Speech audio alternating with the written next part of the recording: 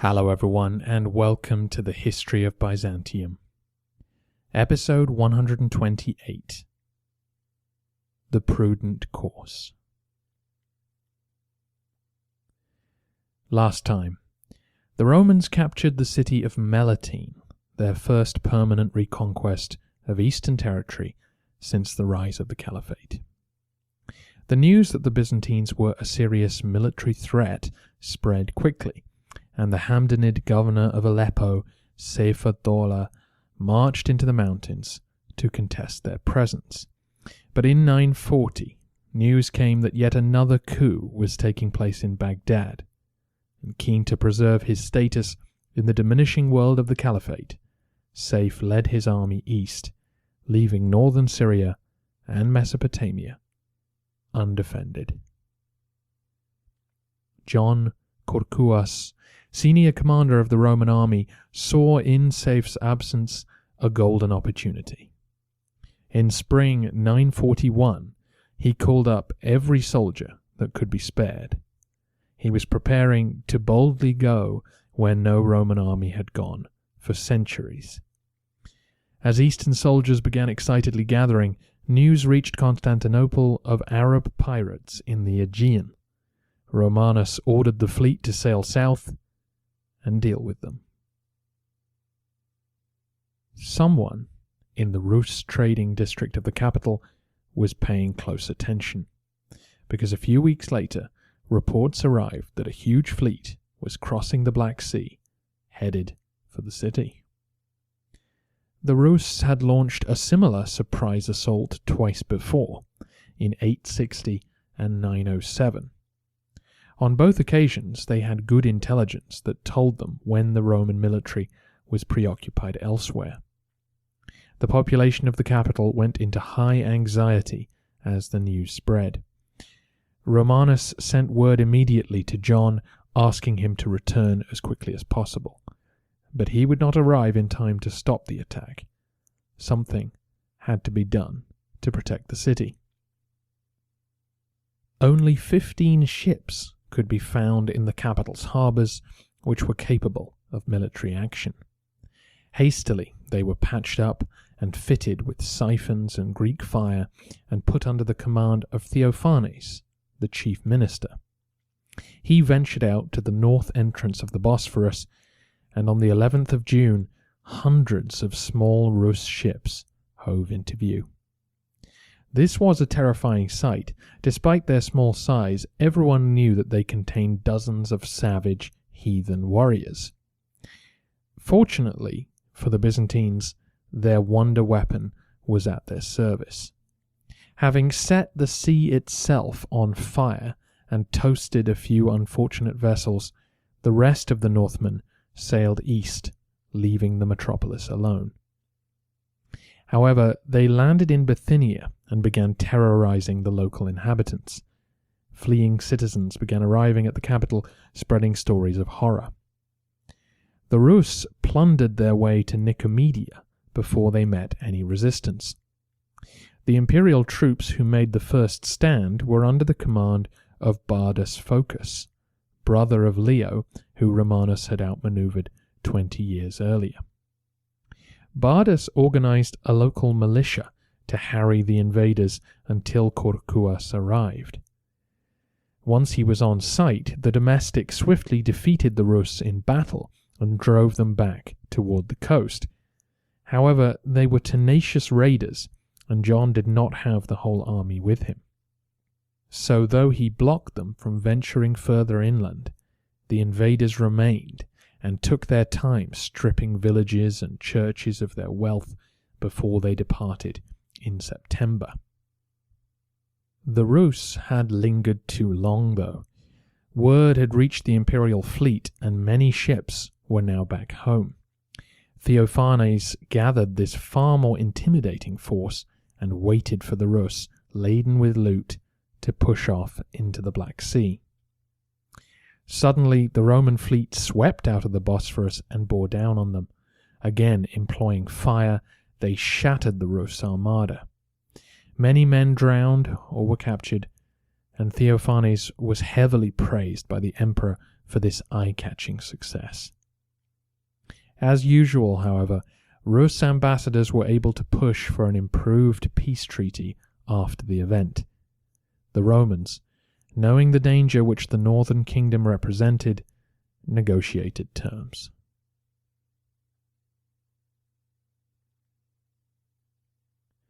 John Kourkouas was frustrated to have lost the opportunity to raid the caliphate that summer.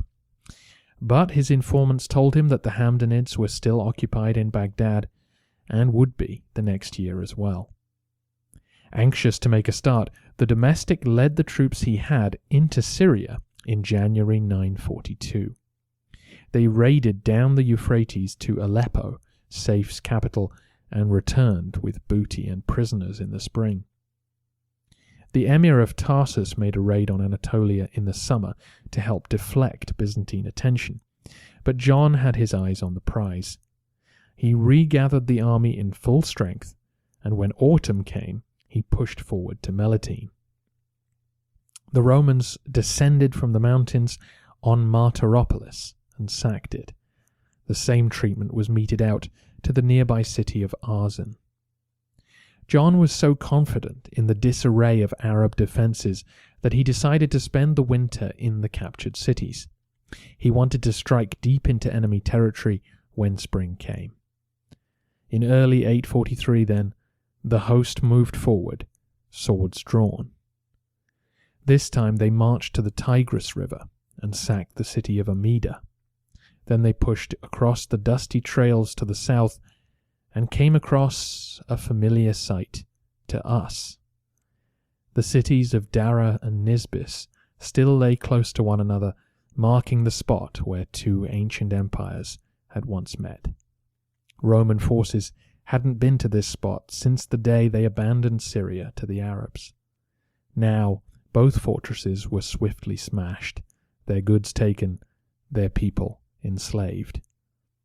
With the heat of summer setting in, Kourkouas pushed west to his real target, Edessa. Aside from withstanding a couple of Sassanid sieges, the city never featured heavily in our narrative, but it was a great Christian centre of learning and housed a most prized relic, the Mandylion. The story of the Mandylion goes like this. During Jesus' time on earth, the king of the independent city of Edessa was desperately ill and heard that Christ could work miracles. So he wrote asking if the preacher would visit him. Jesus would not interrupt his ministry, but wrote back and included a piece of cloth or a scarf in the package. Jesus had pressed the cloth to his face, which had miraculously transferred the impression of his features onto the material. When the king received the cloth and the letter, he was cured, and so this first Christian icon was revered and kept Edessa safe. According to our sources, the tale of the Mandylion had grown over time. In fact, in my recent Byzantine story about Procopius, I talked about this. As far as Procopius knew, all Edessa had was the letter. No scarf was mentioned. Nevertheless, a generation after Justinian and the existence of the Mandylion was well known. It was actually brought out in 588 to try and mollify some of Maurice's rebellious soldiers. The troops knew a cynical imperial ploy when they saw one and pelted the bearers of the holy cloth with stones. The Mandylion was not damaged, though, and gained a unique reputation in the Christian world. It was a piece of material which connected the city directly to Jesus' time on earth, and its miracle-working powers brought it visitors from all over. In fact, the iconophiles regularly pointed to the Mandylion when arguing that God not only approved of icons, but had initiated their passage into our world. The Christians of the city were left to guard their treasure by the Islamic authorities, and so it remained safe in the city until now. John's reputation preceded him.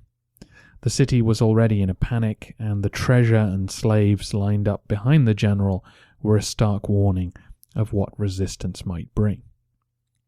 Still, Edessa's walls were strong, and help might be on its way, so when John announced that he would leave them unharmed if they handed over the Mandylion, the city's authorities refused.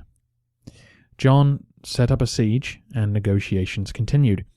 The Romans offered to hand back high-profile prisoners and never to molest the city again. Months passed, with no sign of safe, and so the Edessines relented. This was a historic triumph. John and Romanus had chosen their target well. They were not taking anything which the caliphate would miss, but the sight of a famous Christian relic being handed over by the Muslims was a PR victory of epic proportions. No one back in Byzantium could fail to see this clear sign of God's favour. The Mandylion was transported across Anatolia rather than being put on a ship. That way as many people as possible would experience its presence. And sure enough, in reports of its journey, miracles occurred as curious villagers came to the roadside to see the convoy. It was 9:44 by the time it arrived at the capital. Theophanes greeted the caravan and provided an imperial escort to take it across the waters to the Golden Gate. It was transferred into the city with much pomp and paraded around the full length of the land and sea walls so that it might bless them. No one had seen scenes as emotive as this since Heraclius entered Jerusalem with the true cross. We should remember that to the people of the capital, the fall of Melitene may not have meant a lot. Most of them would have little idea of where it was or why its capture was so significant. Far more relevant to them was that 3 years earlier the city had been under assault by the Rus. So not only did this triumph indicate the success of Roman arms, but it was also a renewal of God's protection for his city. So not only did this triumph indicate the success of Roman arms, but it was also a renewal of God's protection for his city. The Mandylion was taken to the sanctuary of the Hagia Sophia, then on to the throne in the palace, and finally it was housed in a golden reliquary in the church of the Pharos. The reliquary was suspended from the ceiling on chains. Several foreign visitors report seeing it, though not the cloth itself. Apparently only the emperor was allowed to unlock the case. Romanus's younger sons, Stephen and Constantine, both now in their late 20s, were conspicuous as they welcomed the relic into the palace. They wanted to be associated with this success, and it was notable that Romanus himself was absent. The emperor, in his mid-70s, was too fragile to join the procession. Before we return to the palace, we should talk about John Kourkouas. This is the last piece of major action that the domestic will oversee, and his achievements should not be forgotten. He was the empire's leading general for 2 decades. I'm struggling to think of anyone in Byzantine history who was actively engaged in warfare at such a high level for so long. And he was marching into the mountains each year. This was not easy terrain. He had to take full precautions and have areas fully scouted before entering them. This was tiring, laborious work. He was also tangling directly with Arab soldiers on their own turf, something very few Roman generals had done in the past 300 years. He had to have faced doubts about whether he would succeed. In fact, the campaign into Syria began a major change in the tactics of the Roman army. After all, the maneuvers needed to win battles in the mountains were quite different from those required in the flat plains of Syria. We will explore this in detail soon. Apart from his obvious skills, John's success stems from the consistency of his campaigning. By controlling one front for 20 years, he was able to define clear objectives and achieve them. Roman troops, for so long skittish when it came to pitched battles, grew in confidence as they returned to the same scene each year and succeeded. The next generation of military leaders who would take credit for glorious victories learnt their trade at the feet of Kourkouas. We are, as ever, at the mercy of our sources, and though I've been able to give you a pretty good sketch of his career, we've had very few personal details, or even little anecdotes about the campaigns. Tantalizingly, one of our sources mentions a lost history which included more details of John's deeds. Apparently this work compared him to Belisarius and Trajan, but alas, we cannot read it. And even in the history we do have, the general is the victim of some airbrushing. In a particularly pro-Macedonian work, he isn't even mentioned in the story of the Mandylion. Romanus had not forgotten John, though, as we'll get to in a moment. Like his general, the emperor's time on the throne is poorly documented. He reigned for 25 years, and yet here we are 4 episodes later, wrapping things up. What we do know is that now in his 70s, Romanus had begun to think about his soul. Despite the favour God had clearly shown him, had he done enough to repay his patron?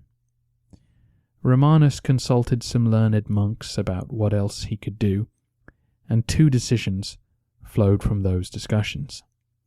One was a remission of debt for people at the capital, a typical bit of philanthropic generosity that might have helped the poor, and the other was a renewal of the persecution of the Jews. This was not difficult to enact, as Basil and Leo had already put these laws in their books. Romanus was just encouraging them to be enforced. As usual, details are scarce, and probably the public baptisms that followed were swiftly dried off. Official complaints actually arrived about this from both the Khazars and the Caliph of Spain, whose Jewish subjects lobbied him to intervene. The persecutions were dropped soon after Romanus was ousted from power. Speaking of which, Romanus was also concerned about the succession, so he made plans to marry John's daughter to Constantine VII's son, Romanus. If we've understood this plan correctly, then it would secure the succession for the Macedonian dynasty. Constantine remained technically next in line to the throne, and allying him with Kourkouas would provide him with the protection he'd need to see off rival claimants. Of course, the most obvious rivals would be Romanus's other sons, Stephen and Constantine, which is a bit strange. We're left to wonder why the Vasilevs did not push for one of his own boys to succeed him. It's possible that his fondness for his daughter Helena swayed him. She'd already produced a healthy male heir, so his blood would continue to flow through imperial veins. Or it could be that Romanus kept in touch with public opinion and knew that the people still wanted their prince to reign. Pure pop psychology on my part, but we have seen Roman fathers before pouring energy into their eldest son, but showing much less concern for younger ones. Vespasian with Titus and Domitian comes to mind, but also Basil, who was devastated by the loss of his eldest boy, and was then never on great terms with Leo VI. Whatever his true reasoning, if Romanus expected his sons to accept their subordination, he was wrong. On hearing of the proposed marriage plans, the boys bullied their father into dismissing John as domestic. Romanus was too weak to resist, and the deed was done. This set palace intrigues into motion for the rest of 944. By December, the Lecapinae boys decided to act now before it was too late. Just before the Christmas celebrations, they came to their father's room at night and abducted him. They carried poor old Romanus down to the harbour and put him on a waiting boat. The emperor was taken to the Prince's Islands, the group of small isles in the Sea of Marmara that were often used to house imperial exiles. Once there, Romanus was forced to take holy orders and become a monk. The next morning, Stephen and Christopher announced to the shocked staff that they were now in charge. Rumour flew through the city, and naturally as the gossip mutated, many citizens became concerned about the welfare of Constantine VII. A crowd gathered outside the palace, demanding to see him and registering their anger at the thought that he'd come to harm. As the noise outside grew, the Lecapinae brothers began to fear for their own safety. So they produced Constantine, who waved to the crowd from a window to assure them that he was safe. Back inside the palace, the brothers agreed to recognize Constantine VII as senior emperor, but they planned on doing away with him at the first opportunity. Constantine, backed by his wife Helena against her own brothers, acted before they could. He appointed Bardas Phocas as his new domestic, reviving the alliance between the Macedonian house and the Phocas family. It was Bardas's men who would make the decisive intervention as tensions boiled over in January 945. We're told that Constantine's breakfast was poisoned one morning, and on discovering this, he called in his domestic and moved against his in-laws. That evening, as Stephen and Constantine sat down to dinner, soldiers appeared, kidnapped them, and dragged them down to the harbour. They were forced onto a boat and sent to the same island where they'd dispatched their father. One source preserves a story about Romanus's sarcastic greeting to his two offspring, though it's almost certainly made up. Still, it's pretty amusing to think that the aged emperor did say to his two sons, "So nice to see you. I suppose you were moved by piety to abandon the palace for the monastic life as I was. What a good thing it is that you sent me on ahead, or my poor brother monks would be completely ignorant of the protocol for greeting an ex-emperor." It would be easy to judge the Lecapinae boys as horrible people, but court politics were ruthless. They probably feared for their own safety, with their brother-in-law in charge, and would certainly have had many people whispering poison in their ears. Back in the palace then, Constantine VII finally inherited the throne, which his father Leo had worked so hard to secure for him. Just 25 years later than expected. But his story will have to wait for next week. Back on the Prince's Islands, Romanus now had plenty of time to chat about his soul. Whether he was deeply saddened by his fall or accepted it as a part of life at the top, we'll never know. But he lived on for another 3 years, finally passing away in June of 948. His body was brought back to the capital and buried with honour alongside his wife in the family mausoleum. He was in his late 70s and had once been Roman emperor for 25 very successful years.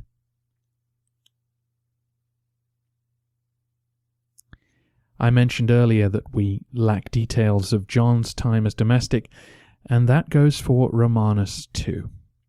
Between his rise and fall, we know almost nothing about his presence in the capital. Histories were always written with an agenda in mind, and it was difficult for the writers of the day to know how to pitch his reign. Did they glorify the Lekapinai and risk offending the Macedonian heritage that they were now intertwined with, or did they glorify the Macedonians and risk offending the emperor? So long as Constantine VII lived, it was impossible to know which way things were headed. We suffer as a result from this lack of detail, but Constantine's presence, in retrospect, may have been why Romanus's reign was so trouble-free. As we've seen in the past, and will see again in the future, child emperors invite coups and rebellions as men try to fill the power vacuum. Once Romanus had succeeded, though, he had the legitimate adult Vasilevs in his pocket. No one was going to rise against him just to free Constantine from house arrest. As a result, 25 years of uncontested and successful rule followed. Still, when we lack personal details about an emperor, we have to look to his actions to judge him. And the verdict of history is that Romanus was a wise man who always took the prudent course of action. His rise to power involved no serious bloodshed, which remains an impressive achievement. His chief minister and senior general served him loyally and capably for 2 decades, another unusual distinction. The lasting peace in the Balkans was established with pragmatic concessions and would free the empire up for the amazing success they're about to enjoy in the east.